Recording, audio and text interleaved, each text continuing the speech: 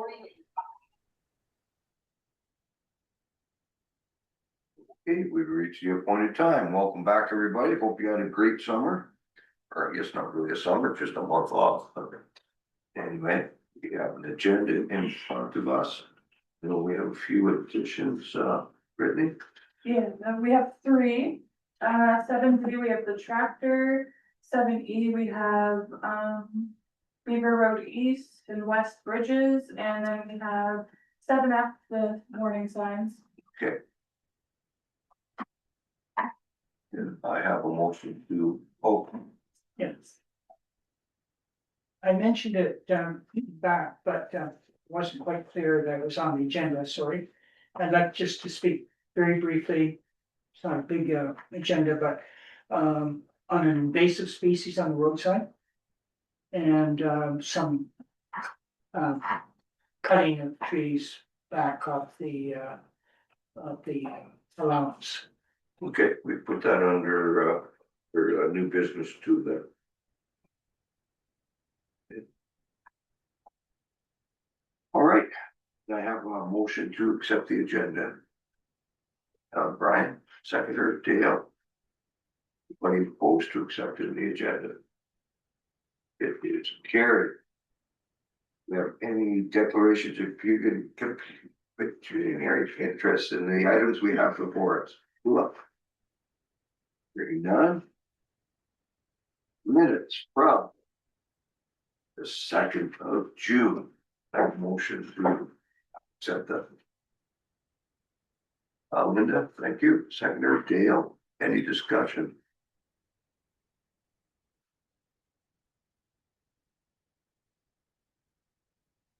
I see a nice wine truck out there, so I guess the motion for a purchase of a 3/4 ton truck. Is that it out there?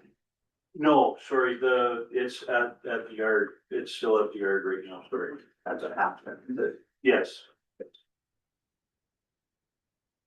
And our fuel card system is up and running and no, it will be up and running this month, just with again, with the two contractors and people being on holidays, it just kind of slowed it down a little bit.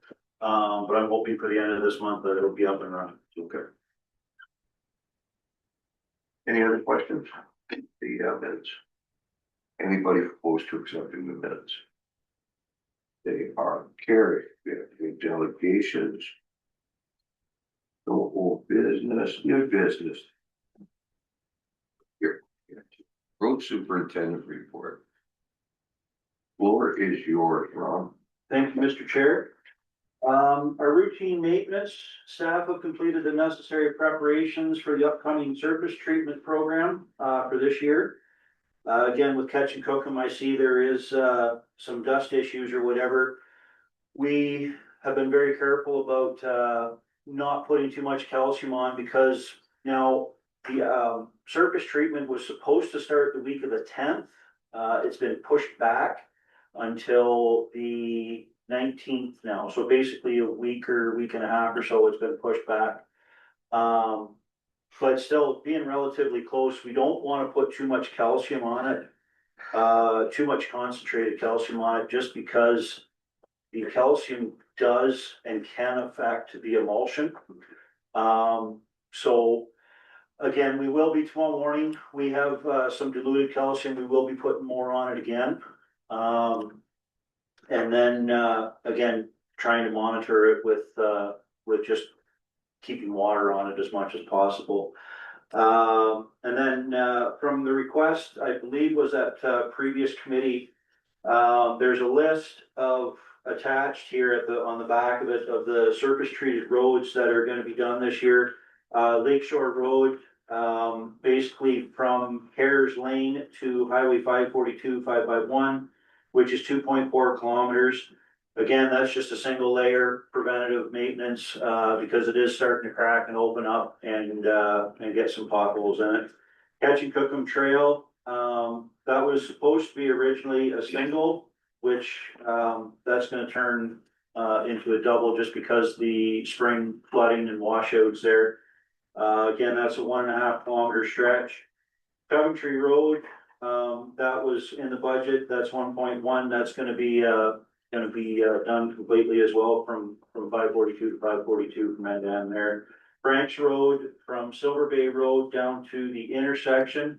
Again, that's because it's starting to, the edges are getting tore up and broke up on it. It should have been probably maybe done last year, but it definitely is getting done this year. The remainder of the operational budget, construction budget for that, will be used up on, Learmont. There's some Learmont that we're looking at. And also just again with this spring, Monument Road south of 542, 551 there at the Cenotaph was down to the dairy farm down there, kind of got broke up. We're considering that as a option to use up some of our budget on that as well. So then again, the first round of roadside mowing, it says in here was nearing completion. It is completed now. We do understand it was a little bit late. There was some maintenance related, basically getting parts because when the mower was purchased was a Canadian company, which is now a US company. And getting parts has become a little bit problematic for it. So we got delayed on that a little bit. But like I said, that's all completed now, and we continue to work efficiently and as possible with keeping the roads up to our expected standards, level of service for the municipality. Moving on to the equipment, truck number 14, the 2013 Western Star. The engine has been completed. There's a few gremlins along the way. Computer, an emission sensor, so there was some cost overrun that was originally expected from that. That was roughly about $5,000, just those two items alone. Again, just with the putting the truck in, whether it was coincidence or one affected the other, we're not sure how it happened to be, but yes, it's back up and running and we'll back into full service duty. The 2025 Western Star, which is our new snowplow, it is home now. So at the point of when this report was put together, it went for warranty work to Cambrian in Sudbury, and on the way it flashed an engine code and went into derate, and so we couldn't even get it home. It had to be fixed at Cambrian, but I haven't seen the final invoice on that yet, but it is back home now. And all the other equipment and assets seem to be operational and continue to require only routine maintenance at this point. Again, as mentioned, the fuel card lock system at the works yard is scheduled for completion by the end of this month to have it up and running. We have all the equipment. We are just simply waiting for electrician and the fuel contractor to install it. And there's no other special reports at this point with that. Brian? Yeah, just on the 2013 Western Star, do you have a final cost on the repairs for that thing? I know that, like you said, you had extra work done on it. Yeah, I believe the final bill on that, I do apologize, was around 43,000. If I remember correctly. Okay, so 43,000 plus the 5,000 for the extras? No, I believe that was because I think the original, again, I apologize. I'll just look at the year to date here for a second.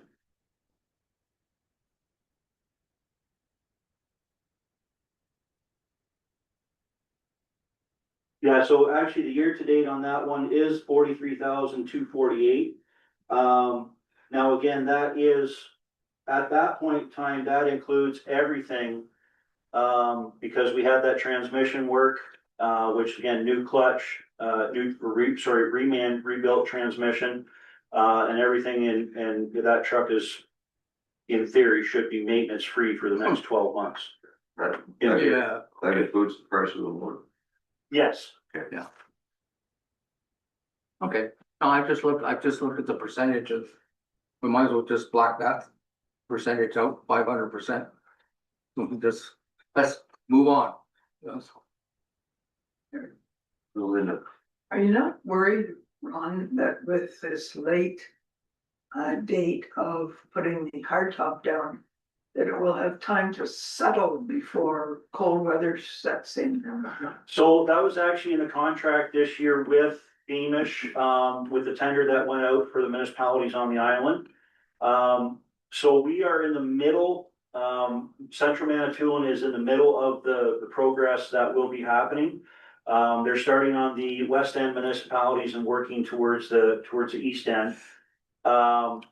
So no, as far as that goes, that was part of the tender this year with the surface treatment, that it had to be done before the September long weekend. So again, we're going to be obviously just after the August long weekend again, but anyways, we will be before the September long weekend, so hopefully we grab some of that summer traffic yet before, and some of the summer heat or whatever to deal with that. Okay. Now, Ron, the Catch and Cook road, like it's beautiful now with the raised.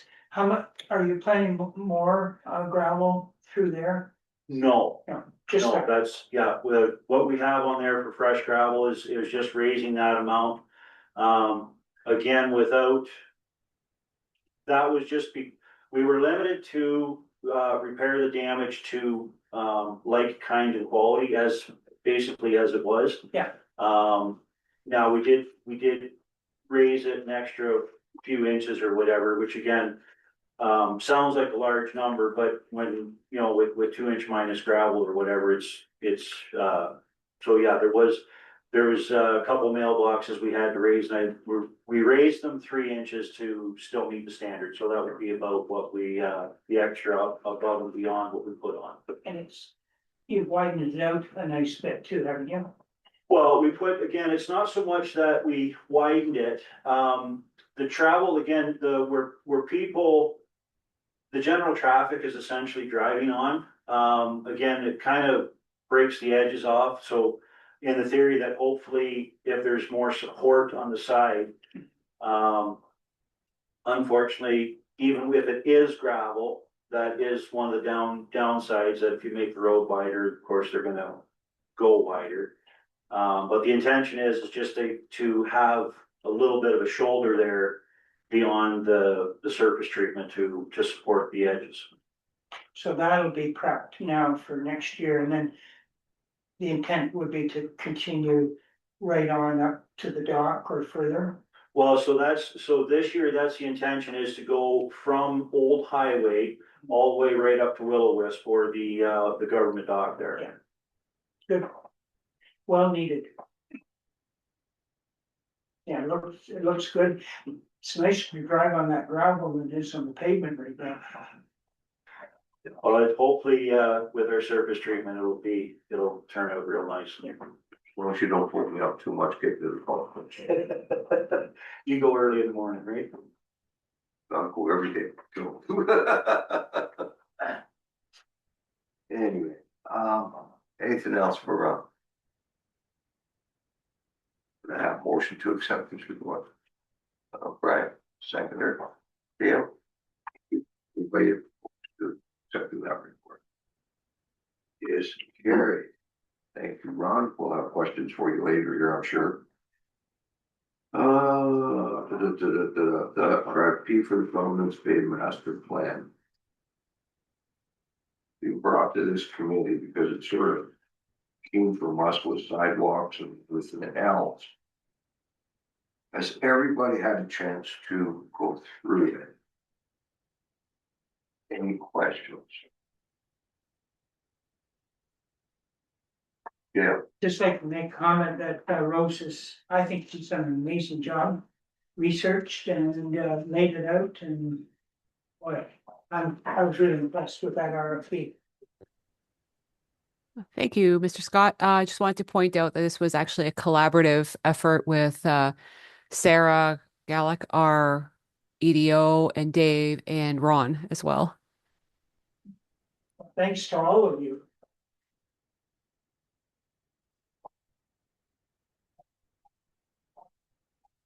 I got a couple questions. When you're doing these reports, is this the, or these RFPs, is this the general format of them. I found that I had to go quite a ways to actually find out what we wanted. I had to go through all the legal jargon and everything on the front side of it, the whole bit, and I find that what we want is getting lost in the back of it. Is there any way to bring that to the front even? I don't know. I'm just asking a question. It's the general layout that the majority of municipalities use for their RFPs and RFQs. That you put the legal and the legal considerations first, and then the detailed scope. Okay. I had a few people ask me about it, and that's what they said. They didn't, took them a long time to actually figure out where we were going with it and what we actually wanted, so.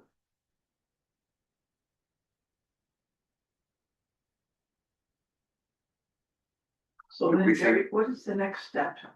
Well, we put it out to tender and look for a company to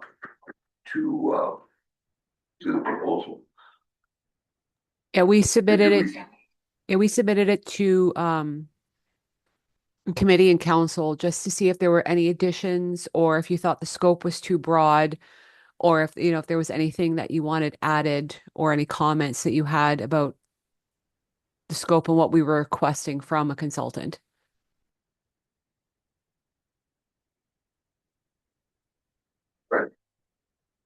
Gone through it a couple times here, and I don't think you do justice by just going through it once. You have to go through it several times. So there's probably things that I didn't pick up on right away. But the one thing I did come from this is that if this is done properly as to the company that we select, or the consulting firm that we select, I think we're gonna have a very good idea of what we can do in prof. Where we stand with it. So I'm looking forward to the end result. Here. I like going to the index of the table of contents and then maybe skip the legalese and I go straight to what I want. Yeah. But not this RFP necessarily, because this is kind of a specialized one, maybe. I'm a little concerned that how much exposure do we get island for RFPs? And I don't see them out on our Facebook page, on our municipal page. You've got to get in on our website. Not everybody, some of our contractors, I'm not saying necessarily a consultant from the island might handle this. There might be somebody. Yeah, I'm a little concerned. Maybe we knock on the Sudbury door so often. When do our contractors get to see this? I know it's up to them, but I think we need to have it exposed a little better for the Manitoulin. Can I comment? Yep, go ahead. So we actually post these RFPs, like all our RFPs, RFQs, RFTs on a website called Bid and Go. And it's a province-wide um, procurement website. So all of the consultants go on there with, like, for example, with our recent roofing contract, we had quotes from Barrie, Oshawa, like down south. And like we get interest from those areas as well. Some Here's my people, question. yeah, some people end up pricing themselves out of a quote because of the cost of traveling here. But there is some exposure that way. I haven't talked to any of our contractors on the island about bingo, but maybe they all know about bingo, I don't know. Some of our contracts are quite small. Do all our local contractors get to see those proposals? I have a concern that, well, I look at Sudbury, maybe I'm off Sudbury's mining, their industry, machinery. Their quotes oftentimes will be 3 times higher than a local contractor. Right? I don't know if the contractors over here, are able to afford the insurance. That they have to carry for the bigger projects, so that might be a deterrent just right there is the insurance. Now, the bigger companies, out of Sudbury that bid on Inco jobs, it's a massive amount of insurance they have to carry, liability insurance, so. I think we're not comparing, apples to apples here. Oh, I think we are in some cases, small contractors, maybe not. But an established contractor bonded, he can do whatever we want to get done. So you don't have to go to Barry, pay all that mileage. Has to be fair. It's just a B I have. I do think when we do bring in, off on the contractors, they don't have that local content. That somebody around here would, but I don't know of too many, consulting firms in that here No. on the island, so I don't know how that would work. But I do think we do lose a bit in local, knowledge. I know I was in, yesterday for fish and chips. Oh, that place is a zoo. It is an absolute zoo. There's people coming out of everywhere. And I hope that this will take in all of our parking concerns and everything. You know, even if we have to put parking up at the arena and people walk down or whatever, I'd like to see the whole scope of it looked at, because the only spot I didn't see anybody park was in front of Matt's driveway, so we got that fixed. So, but besides that, it was just a zoo of cars and people. Good to see all those people here, but I'm hoping that this is going to fix some of that. So, Is there not some way though that we could expose this to our local people? I don't know what. I don't know if we do post RFPs on the Facebook page. I don't know, like, would that be? Island contractors, and maybe people were out to see it or whatever, I don't know. Would be hard, you put a link to the RFP, Yeah, it'd be right there.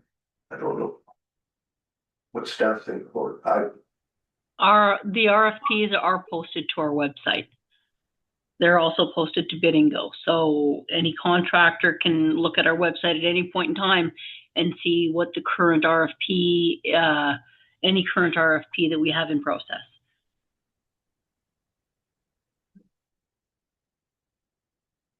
That help, Dale? Yeah, I mean, I know it's a big project, and I'm not suggesting that 10 consultants from the island could do it, I'm more general. I don't want our local people to miss out and not see that, and how do we make sure that exposure is out there? Well, You short might of holding say their that- hand and contacting them whenever there's an RFP out there, I mean, it's up to them to monitor our website and monitor the bidding websites where we post. We can't hold their hand and give it to them personally. That's not really a fair competition then. I like that. Well, if it's on the website, they must know to contact or to look at that.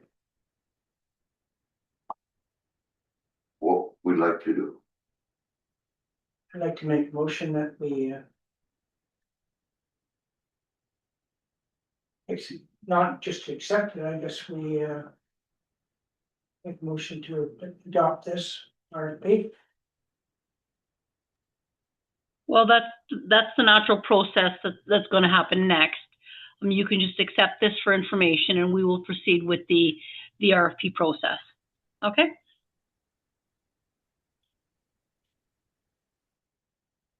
Would it not have to go to council for approval? Sure. I don't think committee can just accept an RFP, can they? Jeez. I wouldn't think so, so.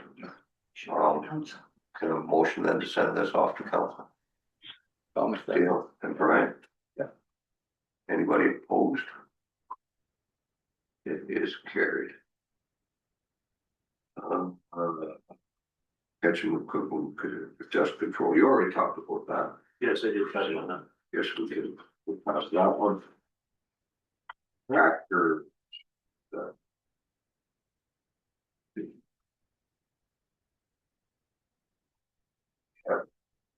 Here. Well, do you want to run us down through this one? Thank you, Mr. Chair. So with the committee report here, the recommendation from staff is that the contract of 2026 40 horsepower four-wheel drive cab tractor with attachments be awarded to Huron Tractor in the amount of $99,490 exclusive of HST. Huron Tractor came in at $99,490.95, which is a John Deere product.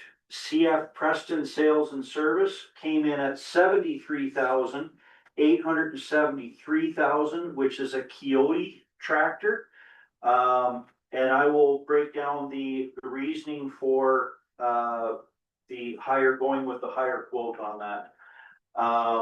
So just in comparison, again, by the value added and the equipment that would be supplied.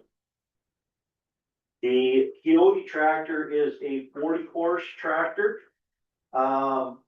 Again, both of them essentially come with the same thing, a deluxe cab, heat, air conditioning, gauge packages, entertainment like radio and so forth.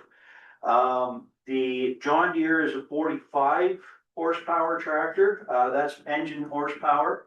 So again, it's just 5 horsepower more on the John Deere.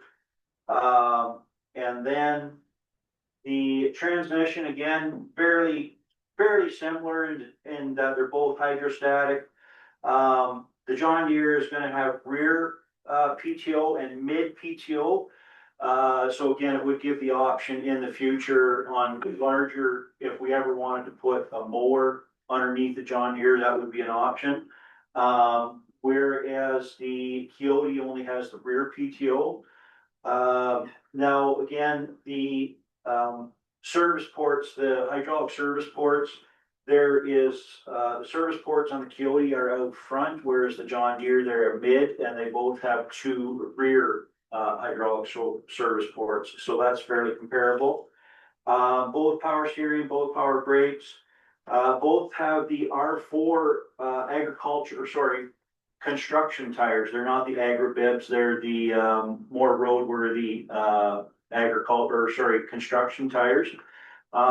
The value added there is the John Deere comes with loaded rear tires with the AgriLime in it, which will be a benefit if we put our roadside sickle mower on that tractor as well. The hydraulic specifications, the John Deere lifts 2,100, well, almost 2,200 pounds, and the Coyote is 2,000 pounds. So just slightly a little under the John Deere. Again, like I said, the service ports mid, they're fairly comparable. Warning hazard lights, they all have LED lighting, the appropriate hazard lights, blue lights, and so forth for snow removal, and amber for summertime stuff. So again, the attachments, the front mount loader on the John Deere comes with material bucket and a set of pallet forks, whereas the Coyote only comes with the material bucket. The commercial front mount snow blower is 59 inches, whereas the Coyote is 66 inches, which will be just a little over the width of our sidewalks. It could become problematic with parked cars and or again, they're both, front mount snow blowers. The front mount snow blade, the John Deere comes with a 60-inch, 6-way V blade that you can either scoop or V blade or straight. Whereas the Coyote only comes with a straight, angle blade at a 72-inch. Again, that would probably work because again, when it's angled, it would be within the dimensions. Both of them come with a rear drop spreader for sand application on the sidewalks. So again, the important note on both of them that was in the tender is that both tractors, the 3-point hitch system on the rear of the tractor would be removable so that if the municipality ever decided to get a backhoe attachment for this tractor, it could be a proper, it wouldn't be just a 3-point hitch backhoe, it would be a proper attachment to the tractor. And they both have that ability. Again, here's where John Deere kind of shines a little bit. Huron Tractor, they say that they're on the island at least once a week. It may not necessarily be once a week, but John Deere does have or Huron Tractor does have their service techs on the island at least once a month, if not more. Again, so there's just the parts and services readily available with Coyote, and it doesn't mention if it would be, if there's any warranty issues, if the tech would come here or if we would have to take it to Huntsville. So delivery date, both units are in stock. So the delivery date, the asked for delivery date by August 21st sounds like it would be an attainable date. And again, with the John Deere, there's the potential, as it says in here, with the set up a care package with common parts that we could have on site readily available to us as well. So all that again, being, I guess, $26,000 of an increase over the Coyote to the John Deere. And so staff recommendation was to go with the John Deere. But again, that would be open for committee's decision on what tractor to look at. What's the budgeted amount? Sorry, both tractors, I believe it was 101 in change. The John Deere comes in just about $700 under budget. Where's Huron Tractor at? Huron Tractor is basically Southern Ontario, the John Deere dealership. I believe Chesley or Chatsworth, again in the Grey Bruce Thumb, and then all the way So down. both these dealers are off island anyway. Correct, both of them, yes. The GF Preston is from Huntsville. It's a one-off dealer, whereas the Huron Tractor is a franchise of John Deere and has multiple So there's a better chance of getting parts through John Deere. parts and service. Thank you. Anybody else?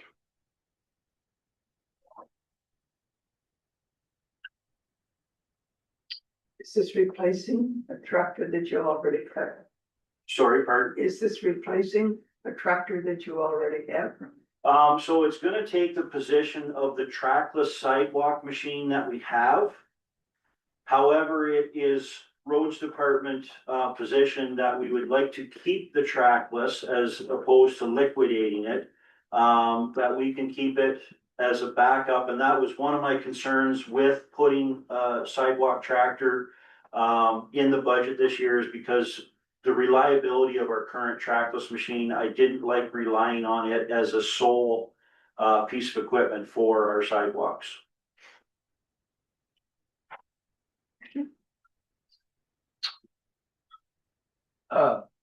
Sorry. The tractor, the John Deere, is there other uses for it besides cleaning sidewalks or, I mean, would it be employed or used all year round? Yes, it comes with a loader, and that was one of the things.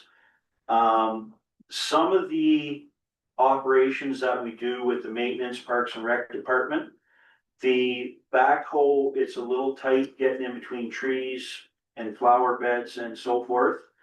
So that was one of the things that will be utilized with the Parks and Rec Department.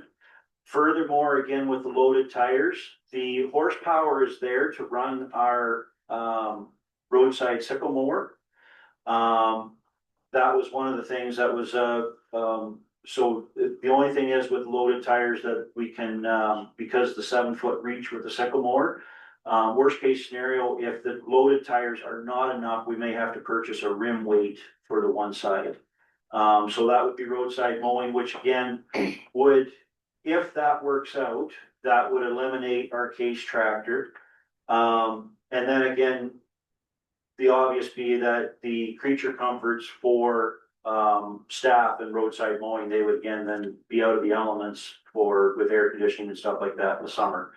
And then again, as the municipality grows and takes on more responsibilities, again, that's where the addition of either an underbelly mower for large areas, and also again with the 3-point or to remove the 3-point hitch to put a backhoe on it, for any services or any that we would need to get in tight confined areas for the backhoe.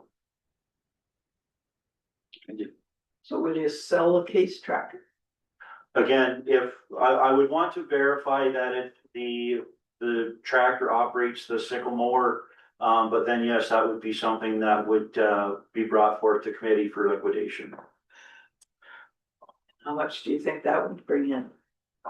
I haven't looked into the value of what that tractor would be worth. Do you think this tractor's big enough to do that, Joe? Yes, I do. Okay, Well, and that's again, I don't think it is, but that's just me. well, the horsepower is there. The horsepower is there, but the tractor size is. That's the only thing will be is the left side weight to verify that What you said, putting rim weights on would Yeah. alleviate that problem. correct. Yeah.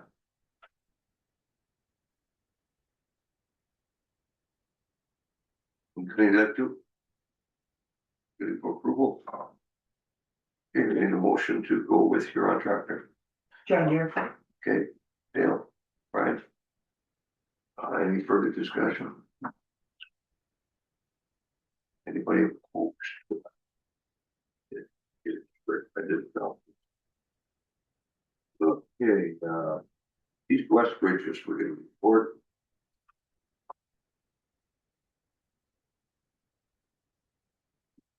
I don't have a copy of those. We have a spare copy. Eh? So that wasn't here, supposed to be there. Okay, so we have the engineering here for the Beaver Road Bridges. Art engineering phase 1. 61,000. Now, before we get to this, there was concerns of Cranston Road culvert maybe taking precedent over Beaver Road. Again, there's been some preliminary reports. I have not seen the official OSIM reports from Tulloch yet in regards to the Cranston Road culvert. From the 2024 OSIM reports, there seems to be an accelerated deterioration of that culvert. Again, there's actual holes in the bottom of it now. And again, it's been, without looking at the OSIM reports from 2024 versus this year, whether the cracking has got any worse or not, that wasn't verified at when I spoke with the engineer at that point. So that's kind of one of the things is why we didn't actually make a report on that culvert yet, is we're just not sure. But again, that's the potential to be on the 2027 budget is fairly high for the Cranston Road culvert. with that information. Denise, are you on here? I know you are. Yeah. Should we be considering that and maybe holding off on engineering on Beaver Road? Well, until we get the OSIM report, I think it's best just to proceed with what we know right now rather than hold up any process. Once the OSIM report is received, we can contact the consultant to ensure that we have it for the next roads committee meeting, and we can make a better informed decision at that point in time.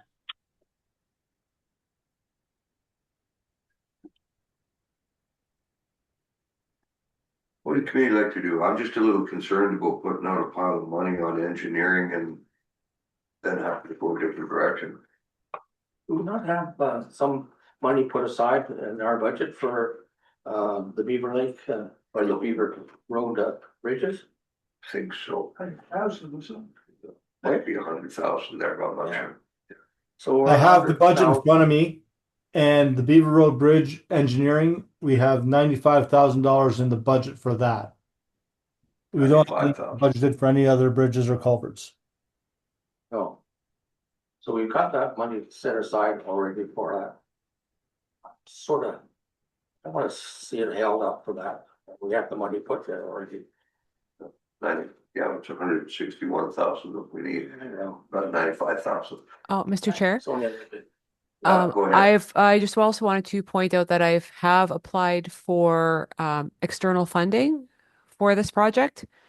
So I'm just from NORDS, the Northern Ontario Research Development. So I'm just waiting on response from that, and I applied for it with the Beaver Road project.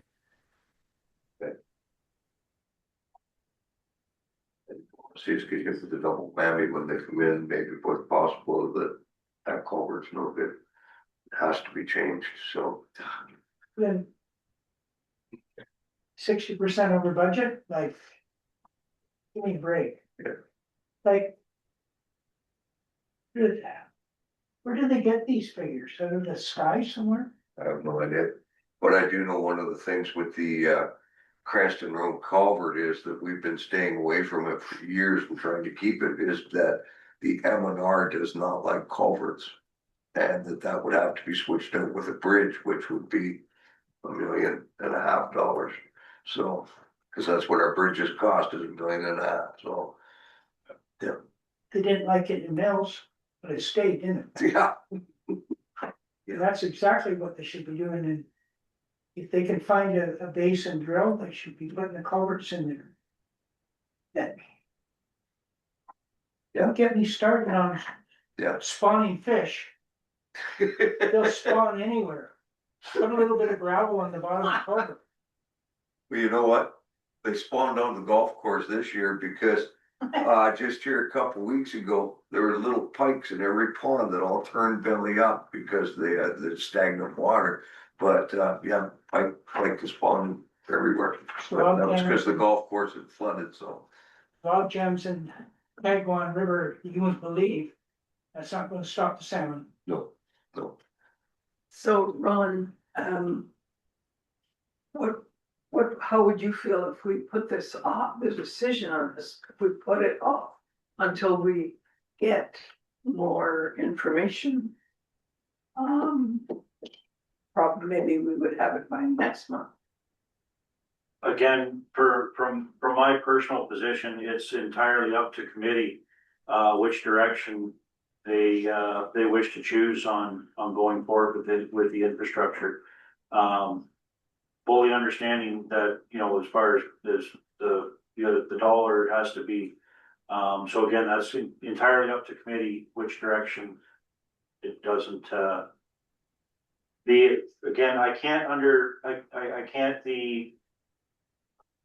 Without having the actual OSIM report in front of me, from the engineer that states, the level of importance versus, what we have for 2024 with the Beaver Road bridges. So again, without that OSIM report, the structure, report in front of us to compare. Ron, are both bridges 10 ton right now? Correct. Right. So. And 20. Do you happen to know what month that was in 24? Again, it would have been in the summer, right? It The would have been in the summer, so, 2 years ago. correct.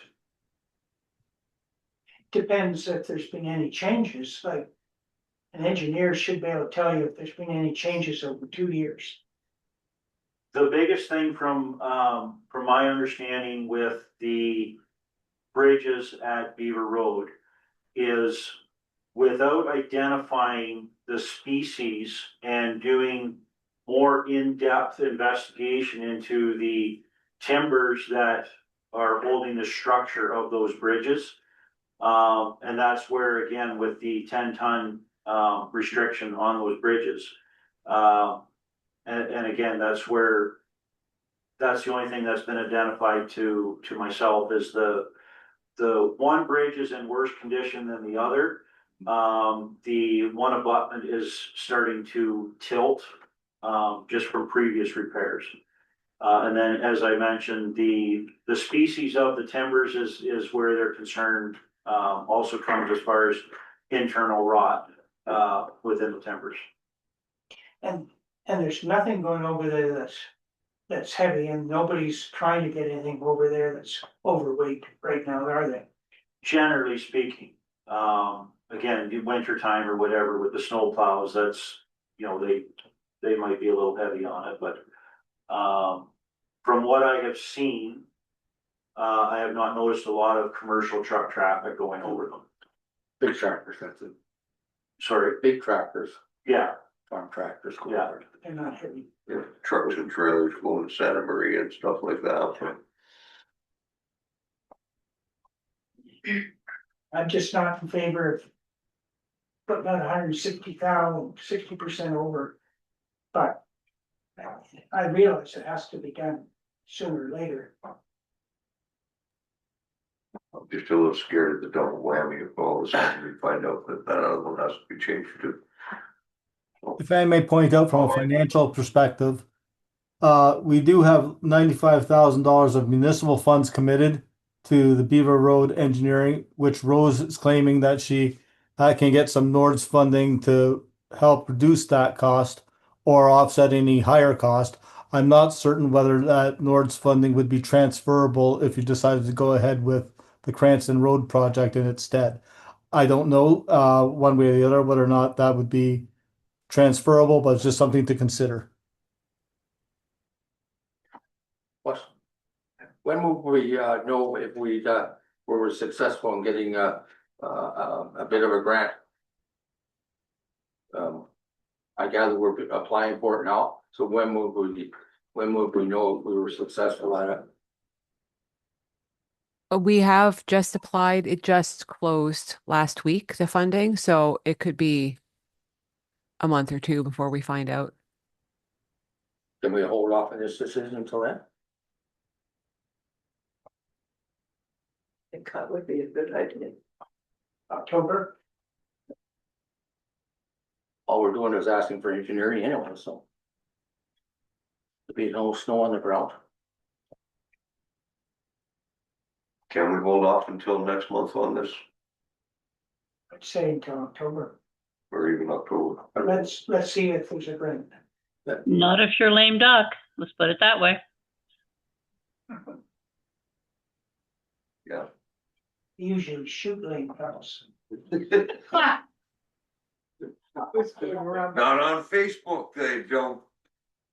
I was going around by the golf course today. There's all these Canada geese crossing the road, so I stopped and let them go. There was a truck behind me and he blew the horn. I thought, shoo. All right, so what does the committee want to do? Whether we're lame duck or not, sort of leaning towards, let's wait and see if we get a bit more money. So I agree. that bridge hasn't moved.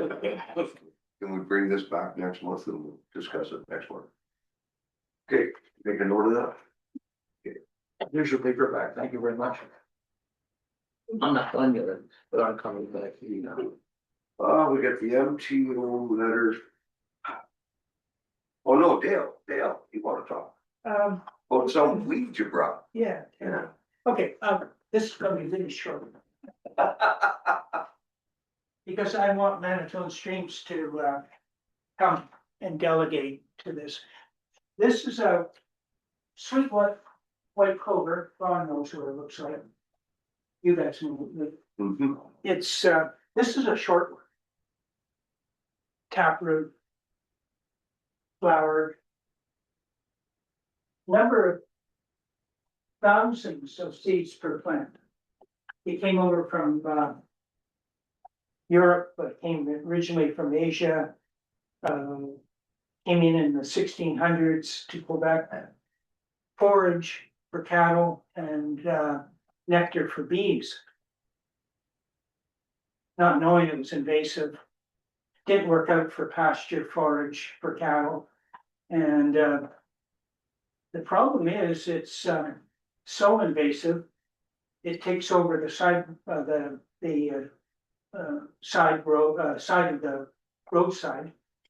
And it has, poison chemical in the taproot and it kills everything else.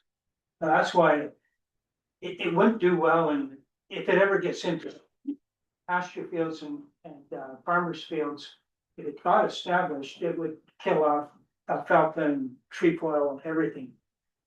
You'll see along the road, I don't know if you noticed on the guardrails out on 542 at the hospital and at Carleen Scott's Bend.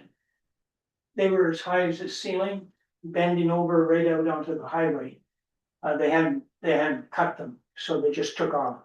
They grow in the worst soil, the driest soil. That's why they're do so well.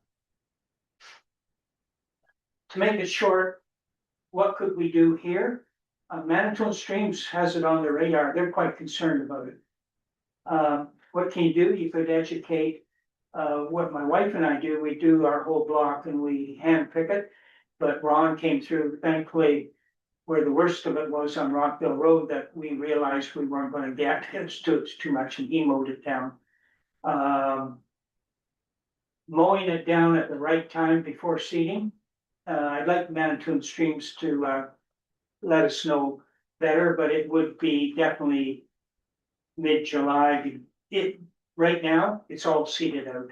That stuff is seeded out and, as I say, those seeds will last for up to 80 years in the soil. So it is invasive and it's gonna take over our roadsides. If you've gone down to Mud Lake and looked, it's all white, sweet white clover, both sides. It doesn't grow in shade well, so if you're on the shaded side of the road, you won't see much of it. I think I'd like Manitoulin Streams to tell us a little more, and I think there's a time that it could be mowed and you'll never get rid of it. You'll only control it. You can only control it. It's here to stay. But if it's cut down before it seeds, that would be a big help. It's biannual, so that plant there will die, but the taproot will kill everything around it. And then the seed will come up in the small plants, they won't flower. But then the year before will be flowered, so it's like every other year. And they'll grow to 8-9 feet high. Anyways, they're taking over our roadsides right now, and the other thing we could do is post it on our site, Facebook hopefully, and encourage homeowners to pick their own around. Yeah. I'll package that up before it pollutes us all. Would this be something for, what am I thinking, Edith Jones? Would she be able to have? Phragmites, Well, she's into the Phragmites yeah, and not, she's and maybe able to have the retired. information for this. Well, they might be interested in it, she's retired now, so. I don't know if that group would. I know Manitoulin Streams, that's a concern for them. Mr. Chair. Yeah. Again, just to align with Councillor Scott, Manitoulin Streams was down in Province Bay, doing the beach today, again, collecting the same weeds. they collected 32 garbage bags full. And still more to continue, obviously, they ran out of time. That said and done, I did ask one of the volunteers to educate me, share some of her information about the weed. Again, the seed can be in the ground for decades, definitely for decades. And again, 7, 8 feet tall. Her recommendation at this point in time is to make sure that we mow it down early enough. That, again, we get in front of it, and that's something that we can, as roads department can look at, make sure we get on top of that a little earlier in the spring.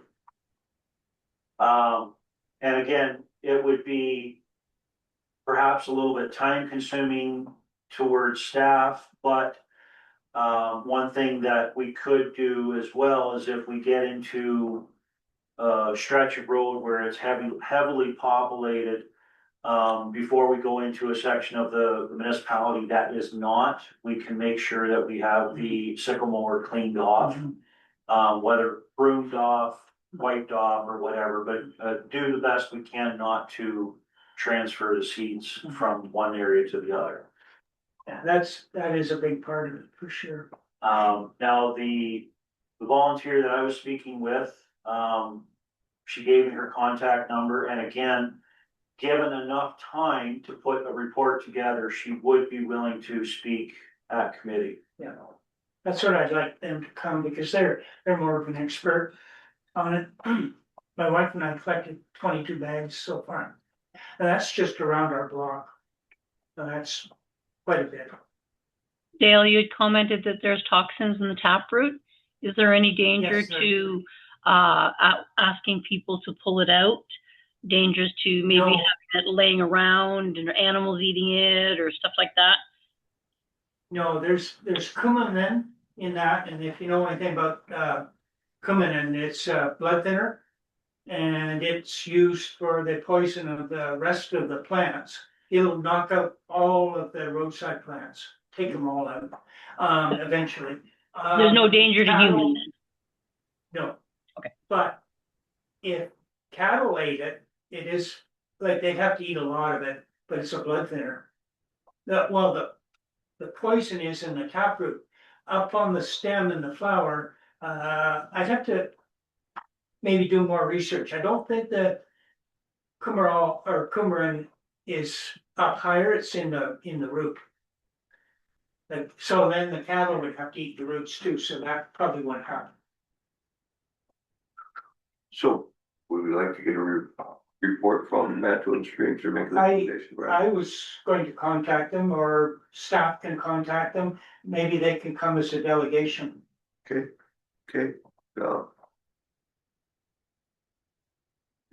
Do that by motion, Motion or just a or recommendation? just a recommendation to staff to contact Manitoulin Streams and see if they can do a presentation. Just one other thing. The real danger, and they found that into the natural ecosystems, sand dunes and alvars. When they get established there, they take off. So I imagine Manitoulin Streams is worried about Province Bay Beach as much as they're maybe worried about the Bright Mighties. Right. And I think I jumped over the pesticide use. Oh, this was interesting. These signs are up along the highways that the MTO is spraying pesticide. I don't know why they're spraying pesticide on the side of the highways, but I know I thought that we had put in a bylaw, Carillon and different sprays, and Denise has been trying to find it and can't. So I don't know whether that bylaw ever went through or not, but I do think that we should be knowing what's being sprayed in our municipality. I don't know. Pesticide, especially with bees and everything else out there, I don't know how to be spraying it, so. What do you like to do here? I have left a message at that phone number requesting more information. And Ron said he would call that phone number again tomorrow and also request information. Yeah, but it's, I mean, it's after the fact, 'cause it's already been applied, right? Yeah, it said the posting date was today and the application date was today. Now, I believe, Ron, you said that you saw the company that was spraying? Yes, correct. On my way into the meeting here tonight, I did observe there's a company that was spraying out, just north of Drivers Corners there on 542. But like, it's a pesticide, so what are they spraying for, is what I'd like to know.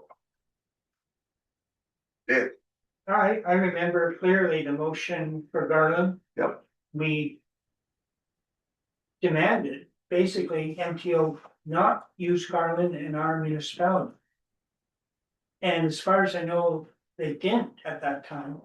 But I remember this pesticide signs up a year ago. So there was it a year ago or two now? yeah, I don't remember. The signs were up. Yeah. Previously. Yeah, I'm concerned about pesticide. What kind of pesticide are you using? Well, we have rules here and I just don't understand how they can just not even inform us, just put up a sign and spray the exact same day, so. Like, I'd like to know what they're spraying for and everything else, Brian? I can remember when we first started at the council, there were some issues in the right of ways. I think it was hydro that was spraying in there. Hydro was spraying, air logs, doing all sorts What of they were stuff. doing, They can do what they want. yeah. But I have the same concern, like, we're spraying for a pesticide, I didn't know we had a problem with the insects or whatever along the highway. It's sort of strange, because I looked at the signs today, because I saw them spraying, and I thought I'd see something like a herbicide. And when I read that, I had to slow down and read the next sign coming up, and so I was a little bit surprised that it was a pesticide. But years ago, we told MTO they had to manually cut, they could not spray, Yeah, and they didn't. And in my opinion, when it goes through our municipality, we have the right to stop it. Like, I don't care if it's MTO, it's going through our municipality. And it's affecting, obviously pesticide, a child walking along there when they're spraying. Like, Yeah, because now they brush cut everything, they don't spray anymore and No. kill, so, they've done that, but no, yeah, I've got big concerns with this, yeah. So, can staff get more information on this? I'd like to know, or we'd like to know what they're spraying it for, and why. Come back to us at the next meeting. That something needs to be done. I got agreement here. Okay. All right, move on to the response from MTO. I noticed that nobody's parking at Mr. Young's driveway, so that's good, the signs are up. And they seem to be being respected. So we just accept that information. And we have our year to date. I have a motion to put it on the floor. promotion. Dale and Linda. Any questions?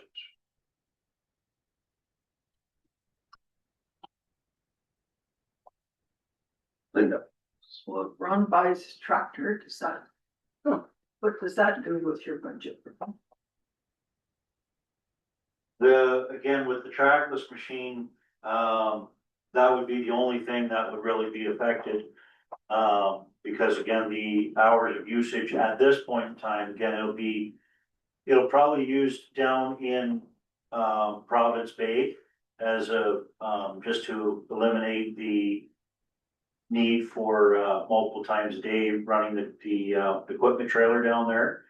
But again, then it would be, the trackless machine would be used as a backup, as our, for sidewalk snow removal.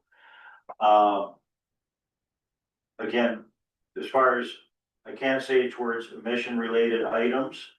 But again, the first, well, there's a 2-year warranty, sorry, I have to look at I believe there's a 2-year warranty on the tractor, so. 2-year basic warranty and a 6-year powertrain warranty on the tractor. So again, in theory, that will essentially leave us maintenance free other than routine maintenance of oil changes, greases, and then whatever parts may wear out in the first 5 years.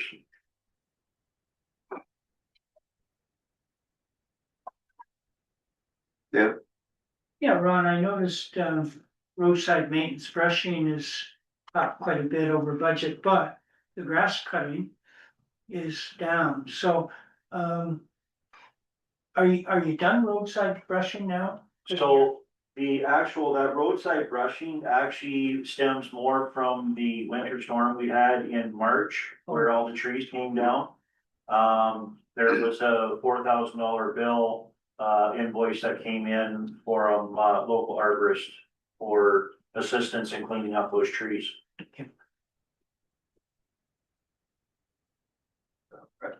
Fuel. On your thing here, it says, roads, building, fuel, Minnemoya. And then down below, there's, roads, vehicle, fuel. So there's 2 line items there for fuel. What's the difference between one and the other? And they're both over the numbers, but I mean, we know the fuel's gone up, so. So the roads, building, fuel, Minnemoya, that'd be for the furnace from the wintertime heat. That'll be, the fuel will be for heating fuel. And the roads vehicle fuel, again, will be, everything inclusive of the roads vehicles, which is, Okay. like the dump trucks and all the service vehicles for the roads department. Got it. Thank you. We can do away with fuel. I don't think any of us could have predicted the price of fuel spiking like it did. big car.